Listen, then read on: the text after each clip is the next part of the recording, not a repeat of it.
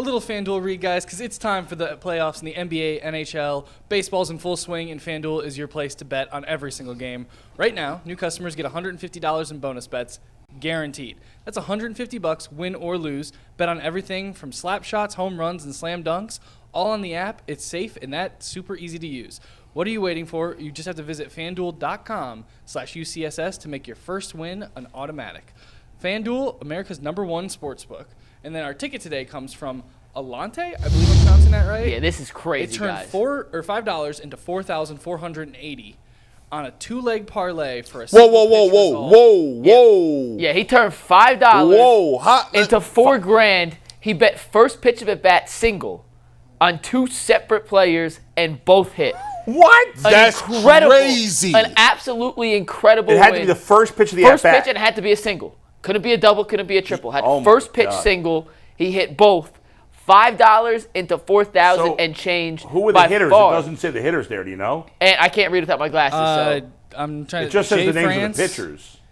so it should say the hitter on there. Yeah, Jay France, I think, hit for the Houston Astros, and then I don't know how to say that last Here, name. I'll pull it up. from He the DM'd it Diamondbacks. to us. I'll pull it up for us real quick. No, those are pitchers. Those are not hitters. So, and this happened. bad. So these are both. Oh, I see. At bat, It Ozzie was- Albies for the Braves and Jeremy Pena for the Astros. Yes. I see it now. Yo. Okay. This So he is turned crazy. $5 into $4,480. I mean, I was wondering how you could turn that much $5 into that much money, but like the odds of a guy getting two guys getting a hit on the first, I can understand if it was just two hits, period. No, first pitch. But first pitch, and it First has pitch. to be a single And, for both and guys. people don't even be swinging at the first pitch like that. That is crazy. Good for him. What's his name? Alante, who DM'd it to us on Instagram. You can Alante, send it to us. man. That's not Way his- to go, that buddy. Email it to us. You can DM us on Instagram. We have That's a ton awesome. in the queue. We'll get to them all, I promise. Yeah. But Alante, $5 into nearly Damn, $4,500. good for him. That's an incredible, Man. incredible I mean, win. that is the definition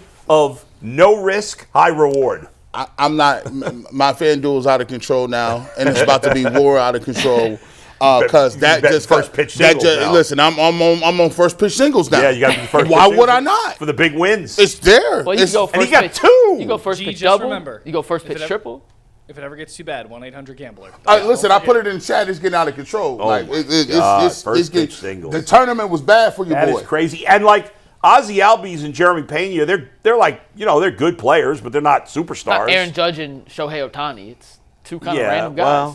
Well, actually, those would be almost worse because those guys hit more extra base hits. But you get what I'm saying. It's not two super it's high name guys. Yeah, I high-profile mean, players. that's pretty wild. That could help pay my tax bill. Damn. Well, Alante, congrats. And we Good will job, get to all the Alante. other FanDuel tickets we've got over the next few days and next couple of weeks. We appreciate you all sending them in. All right, for real. speaking of baseball, the Guardians' winning streak comes to an end last night. They lose to the Chicago White Sox by a final of 7-5. The unfortunate thing, well, many unfortunate things, but the fact that like Logan Allen gets crushed, I think 6 of the first 7 batters got on base, I believe, in the top of the first, Yep.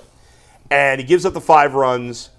But then the Guardians claw their way back in it. They get 2 in the first, eventually tie the game up. You're 5-5 in the 8th, and then it falls apart with Barlow, who's been a little up and down in the 8th inning. Especially because Allen, after the first inning, did well the next 3 innings. And then the 3 relievers combined, I think it was Gaddis. Herron. Tim Herron. Was it Herron? Herron pitched, yeah. Pitched, but I don't think he pitched him. Didn't he pitch after Barlow, maybe? I don't remember now. But anyway, the 3 pitchers between Allen and Barlow were basically perfect. I think they gave him 1 hit in those 3 innings. I think it was I don't know. Anyway, doesn't matter. But the Guardians end up losing 7-5. Got to win the series against the White Sox. Yeah. Got to win today. You can't beat them every single game. They're going to win a few games, the White Sox, but they are horrible. Their top 2 hitters are already out. Now Moncada got hurt yesterday. He's not going to play today. I don't understand. So you got to win today. I don't understand how he got hurt. It just looked like a regular, let's trot down to first base. It's That bizarre right now, the injuries in baseball. It I seems like told- it's an epidemic. I told McNuggets, I was like, every single year, I tell myself I'm gonna get in shape and join a softball league or a rec basketball league. And every day I see prime USDA choice grade A athletes go down with no touches. Yeah, right? They're just like, no, I'm not playing. We'll talk Allen in a sec, but I want to start with Barlow from last night because he was their biggest offseason acquisition. He's the guy they actually spent money on That to is bring a sad in. state of affairs. But it's the truth, right? It's the yes. truth. So you bring him in, and he's had his struggles early on. Yeah. And how the 8th inning unfolded yesterday with the first batter getting on after a broken bat, kind of just weird. Weird play. Weird play. Bat goes 99 flying out of into 100 the times, field. Barlow makes that play because the bat shatters. He's jumping out of the way of the barrel. He gets on base. And then a few batters later, it was a rope single. It turned into a double, but a rope hit to right field. Laureano takes a weird angle on it. And I'm not sure what you were thinking in the moment, but he tried to cut it off directly. It gets past him, rolls to the wall. They end up throwing out the runner, trying to extend it from first to third. Was the guy Fletcher who hit it, ends up at second. But just the way that implodes. I know Scott Barlow is not Emmanuel Clase. He's not a Jose Ramirez. He's a mid-tier guy at best in Major League Baseball. But when you come in with the expectations of the Guardians, hand chose is not the right word. But, hey, we picked you as the guy we were going to bring in to be the biggest improvement to the team. We're spending $7.5 million this season on you. To blow a lead to the White Sox. Well, he didn't blow a lead. It was he gave up the lead. To give up the lead against the White Sox, against that lineup after you come back and claw your way back from a 5-0 first-inning deficit. Yeah. Just felt like a gut punch. And to your point, you're not going to win them all. You're going to lose some games. It's going to happen. Chicago now has 2 wins on the season, but that just was a bit demoralizing considering how impressive the comeback from 5-0 in the first was to get to the point where that's a game you felt like you should have won at that point. At home, 5-5 in the 8th. To then have Barlow give up 2 in the 3 hits, 2 runs in the 8th. It felt like a gut punch. Is it messed up for me?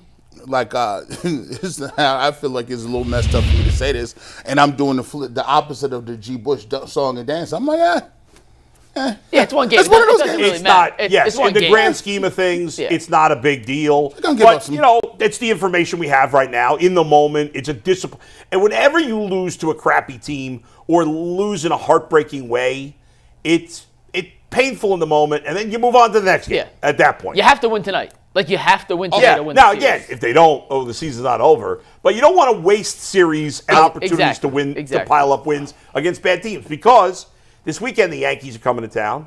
They'll be a challenge.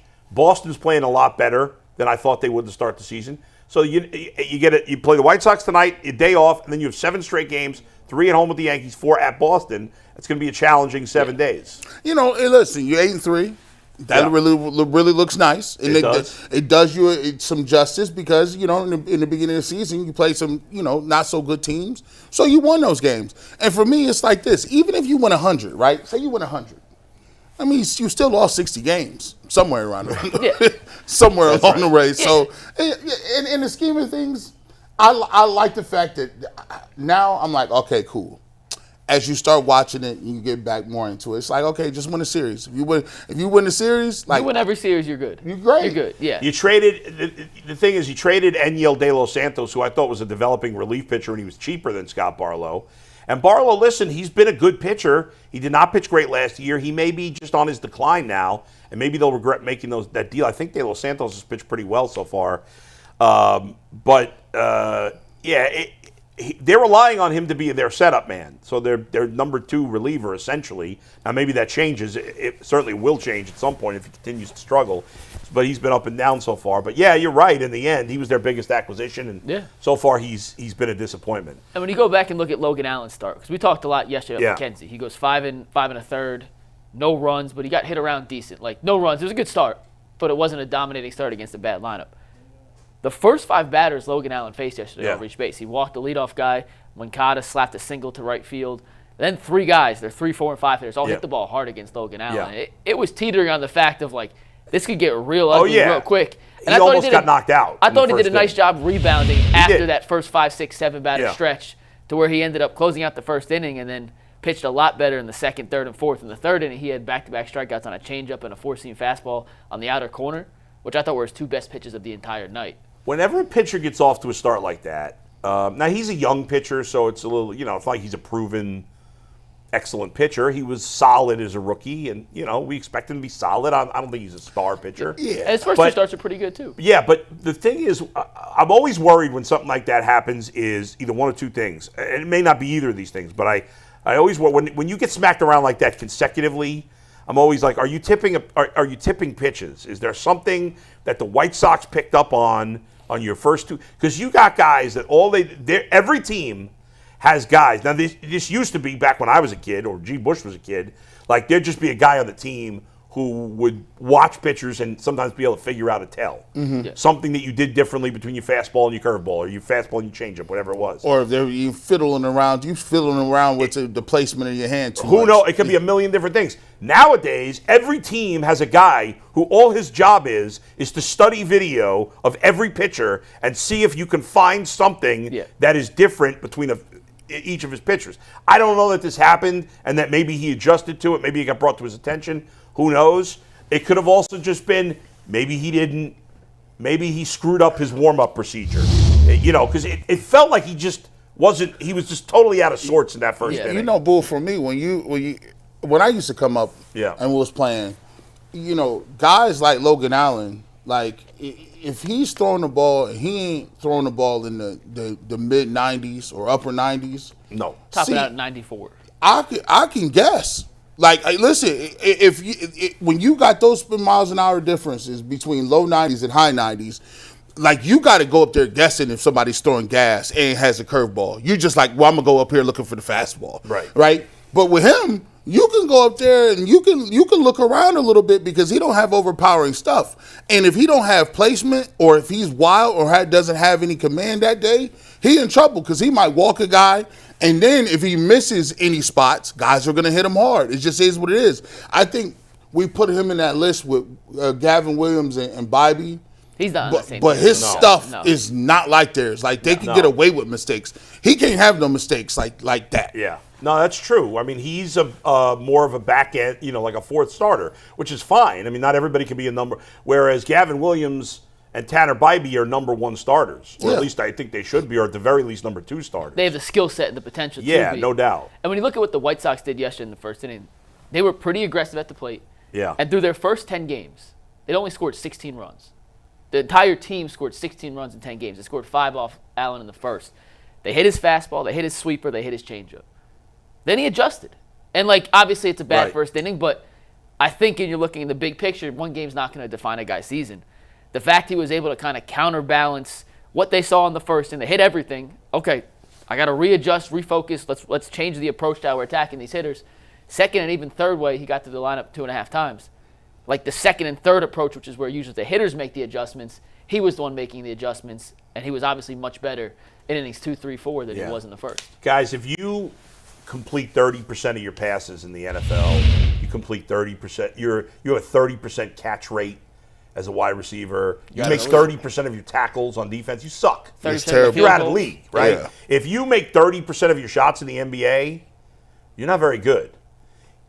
Baseball, I tell the kids this all the time, it's the hardest sport because it's the hardest to have success in. It's a failing The best players fail most of the time. Yep. And so baseball is all about failure and then adjustment. And then you have success, and then the hitters, if you're a pitcher, the hitters then adjust to you, and you got to adjust. It's your whole career. You're adjusting consistently. And so maybe the scouting report said to Logan Allen, this is a team that's not aggressive. They take a lot of pitches early. Let's get ahead with the fastball the first, I don't know. I don't know what the scouting report was, and I haven't studied the White Sox close enough to know how aggressive or not aggressive they've been. But it can be something as simple as that you often will see a lot of pitchers struggle in the first inning and then recover and pitch well later in the game. Not all the time, but it's not uncommon. But yeah, he was probably close to getting booted out of the game in the first inning, so at least they got him. He ended up getting them some innings. Well, at least this is. It makes me feel a little better though when you down 5-0, and your bats still give you something. Right, they showed some fight. Because in prior years, 5-0, I'm turning the game off. Yeah. Guardians was getting 1-2 runs, maybe. Right, that was it. So that shows me something there too. The Naylor home run was obviously a huge swing. That was a curveball. Yeah. And I was going back and I was looking at the fan graphs from last year. Naylor's a much better fastball hitter than he's an off-speed hitter. So for him to turn on a curveball like that, send into the upper right field, or not upper right field, but the right field bleachers, was a great sign to see. Quan, 2 more hits, 20 on the seasons, tied with the lead in Major League Baseball with Will Smith and Shohei Ohtani, who have both played more games. Jose ripped 2 singles. They were positive. Tyler Freeman had another RBI. Yeah. Definitely some positives to take away from the lineup. Yeah. However, when they brought in Michael Kopech in the 8th inning and the 9th inning, he was unhittable, untouchable last night, throwing 1-on-1 on the paint. And I always thought that guy could be good as a reliever. Yeah, it didn't work out as a starter, but it does make you okay, they hit, a mediocre starting pitcher Right. in Soroka. And then the bullpen. Their but when they bullpen- faced an elite pitcher, not elite, but last night he was throwing He elite pitched great stuff. last night. He throws hard, and They didn't he- have a chance. He could become Didn't an have a elite chance. relief pitcher. Their pitching basically stinks. Sucks. And he'll have his bad moments too. But last night he was dominant. He was and, untouchable last night. Yeah. which is why they couldn't rally. But as the season goes, right now the Guardians are doing something. We talked about the Browns this year about how the way they won was unsustainable. My concern with the Guardians is right now they're top 5 in the league in runs per game, which is great. But they're bottom 5 in the league in home runs per game, which is not a surprise. And that's just not likely to be sustainable. It's like getting easy runs. They Well, don't everyone get in the- enough easy runs. Everyone in their lineup's hitting 300 essentially. Yeah, I mean, It's incredible. They're but getting hits they're left and going right. to have to get more power. Kyle Manzardo is off to a bad start at AAA, or at least I don't think he's hit a home run. He has one. Oh, he does have one? He has one. Okay. Have you guys seen? I gotta find these. I gotta look it up. Maybe Anthony The can look Orioles this up. AAA team. Yes. Have you seen this? Yeah, they just called Jackson Holiday. I out. know. I drafted him in my fantasy league in like the 15th round, so it's a steal. I'm getting him. Their AAA lineup is. Somebody was asking. We joke about like a college team versus an NFL team versus an NBA team or NFL. But this is not that because they're all professionals. But the Orioles AAA team is way better than the A's. The White Sox. The White Sox, lineup-wise, I'm not sure about their pitching, but they've been scoring like an insane amount of runs the first 10 games. They're in averaging AAA. like 14 runs a game. It's Hitting absurd. 5 home runs a game. Well, they got Jackson Holliday's the best prospect in baseball, but they got like 4 or 5 other guys there that are top- all like top top 50 100 guys. prospects. Yeah, it's Yeah, crazy. yeah. How are they getting these top? For years, the Orioles did nothing, and now they got all these young hitters. They have too many. They have How- too many. They kind of do. How do we not identify any of these? Like we just went one. They've been drafting first or second overall for like 5 of the last 7 years, which is a lot of these guys. Which the Guardians have the first overall pick, so you would hope whether it's Bazan. I don't know how to pronounce his name. I can't remember. But Bazanza that wasn't who or Mike Charlie Farron Condon, mentioned. Well, he mentioned Charlie Condon. Right. Jack Caglione. Yeah. There's the guy from Wake Forest now who's hit 6 home runs in his last 7 games. Jack Caglione, what a Yeah. name! That sounds like a ball player. That sounds like a creative player. He's a 6'5" lefty pitcher. He's a Shohei Ohtani in college, pitcher and hitter. Yeah, that'll be interesting to see if he Yeah. gets the opportunity to do both in the pro. Is he with the Guardians? No. Oh, Well, he might be. They have the first Guardians have pick the in the first draft. pick. What are you doing, Guardians? Why are we not talking about baseball drafts? Caglione. Listen, baseball draft has not been talked about a lot, but I think the week of the draft we'll talk Yeah, about the it. draft's not, draft's not till June. We Right get now, the first too pick. early. It's too early to know who for sure who This you're going to There's take. like 4 guys in the conversation Yeah, right now, yeah, and yeah. they're all hitters, G. They're taking the hitter first. Oh, they're 100% better take a Yeah, hitter. they're taking I the don't hitter know, first None of this overall. pitching nonsense. Oh, But anyway, so the Guardians rotation, by the way. So tonight It's Bybee. it's Bybee going against Eric Fetty. He's been their best pitcher. I mean, it's 2 starts. He's been good so their far. best pitcher. He pitched in Korea last year, and now he's back. When your best starter is a guy who had to go to Korea to get a job last year, it's not even Japan. I mean, Japan's a higher league I than mean, I Korea. feel like the Korean baseball league is better than the Philippines baseball league. It is. But It goes majors, then Japanese, then Korea. Yeah, That's it. But anyway, and then for the weekend against the Yankees, they've moved everybody up because eventually they're going to have to get a starter from the minors. But they're going to go. They're going to use either Monday or Tuesday next week against the Red Sox. They'll call up either Lively or Curry. Curry. Thank you. And one of those guys will start either Monday or Tuesday in Boston. Lively pitched a rehab game yesterday for Columbus. He gave up 3 runs in 5 innings. And I think Curry's pitching tonight. This was really weird. I had a dream about this, and hold on, Anthony, really quickly. I had a dream. I said, listen, the Major League Baseball came up with a rule. We talk about people being injured. Yeah. And they came up with a rule that said starting pitchers can only pitch 3 innings. That's That's a terrible dream. I don't like that rule. I mean, they just came up, and then I had this dream, and they're like, yeah, Tommy John surgeries are pretty much non-existent now. Because You think if guys only pitch 3 innings? they did max 3 innings, and then so you brought in a reliever. That'd be boring. And then relievers can pitch up to 3 innings because they only. That's it. So that's it, and you bring a closer in. Yeah, I don't know what they're going to do. There are a lot of pitching injuries, but another story for another.